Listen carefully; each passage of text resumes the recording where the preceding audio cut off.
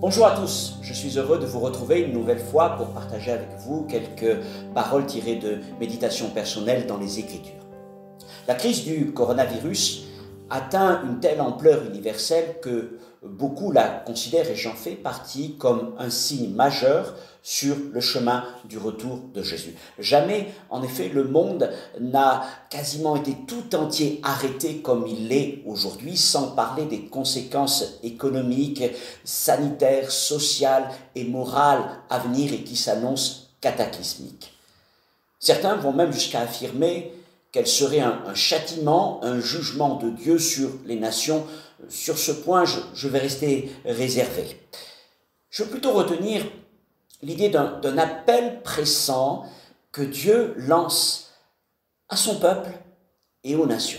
Et pour ça, je m'appuierai sur ce merveilleux verset que beaucoup d'entre nous connaissent de 2 Chroniques, chapitre 7, verset 14, où il est écrit « Si mon peuple, sur qui est invoqué mon nom, s'humilie, prie, cherche ma face et se détourne de ses mauvaises voies, je l'exaucerai des cieux, je lui pardonnerai son péché et je guérirai son pays. » Dans ce verset, il n'est pas question d'un jugement de Dieu. Il vient plus tard dans la suite du texte, notamment à partir du verset 19 jusqu'à la fin de ce chapitre 7. Je vous laisse le lire et vous verrez le changement de ton. Mais au verset 14, il est encore question d'un appel que Dieu lance à son peuple à revenir vers lui. Ce qui m'a interpellé dans tout ce passage, c'est le verset 13, qui situe le contexte de l'appel de Dieu et qui nous renvoie directement à notre propre contexte. Je lis ce verset. « Quand je fermerai le ciel et qu'il n'y aura point de pluie, quand j'ordonnerai aux sauterelles de consumer le pays, quand j'enverrai la peste parmi mon peuple. » Et donc ici, il est question de 3 choses. Tout d'abord, d'un ciel fermé et d'un temps de sécheresse sans pluie. Or, qu'avons-nous constaté dans les mois passés ou dans le temps présent?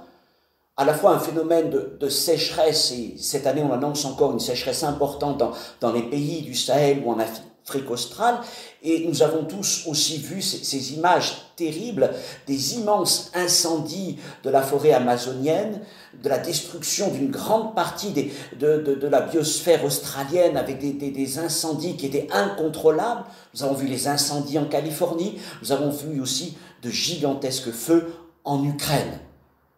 Ça ne s'arrête pas là. Il est aussi question de sauterelles qui consument le pays.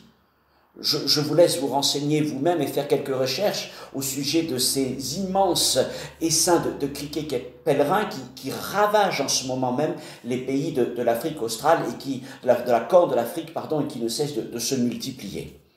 Et puis les questions de peste. En fait, le mot c'est pestilence, épidémie, pandémie, donc qui nous renvoie directement à la situation que nous connaissons.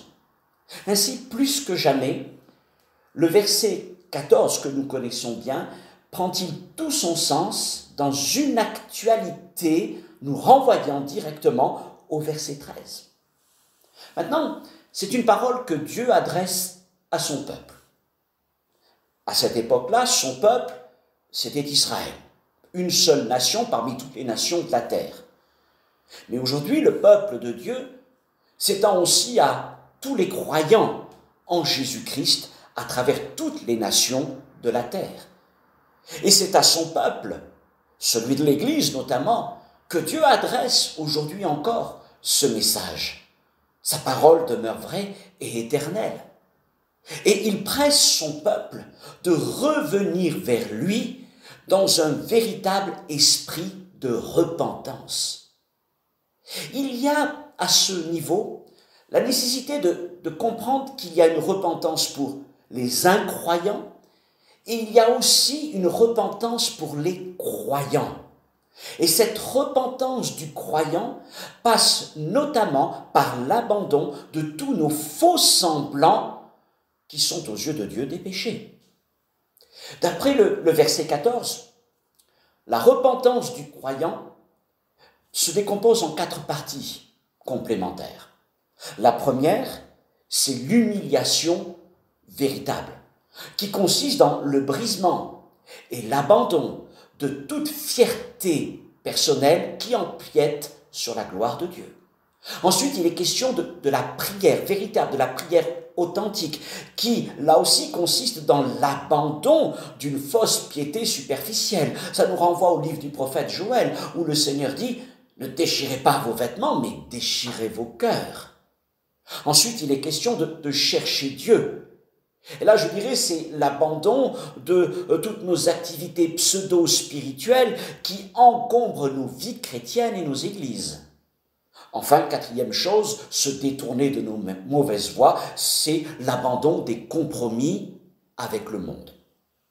Alors que nous regardons déjà vers le déconfinement et le retour à une vie de plus en plus normalisée, même si cela prendra encore beaucoup de temps et exigera beaucoup de discipline, il serait dommage que nous laissions passer ce temps unique que Dieu nous donne sans réformer nos cœurs et nos voies devant lui, en tout cas sans y réfléchir sérieusement.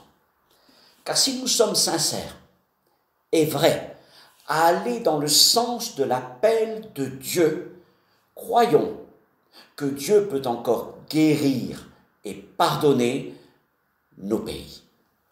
Tout comme les nations, on part aux avertissements divins, ciel fermé, sauterelles, peste. Si le peuple de Dieu se repent tel que Dieu l'entend, nous pouvons espérer dans un temps de faveur. La guérison de nos nations ne vaut-elle pas de notre part une repentance profonde et sans cache-misère? Alors oui, usons de ces moments que nous avons devant nous encore pour chercher Dieu véritablement, tel que lui le désire, et de revenir de tout notre cœur vers le Seigneur. Que Dieu nous encourage dans ce sens, qu'il parle à nos cœurs et qu'il vous bénisse. À une prochaine fois, Dieu voulant.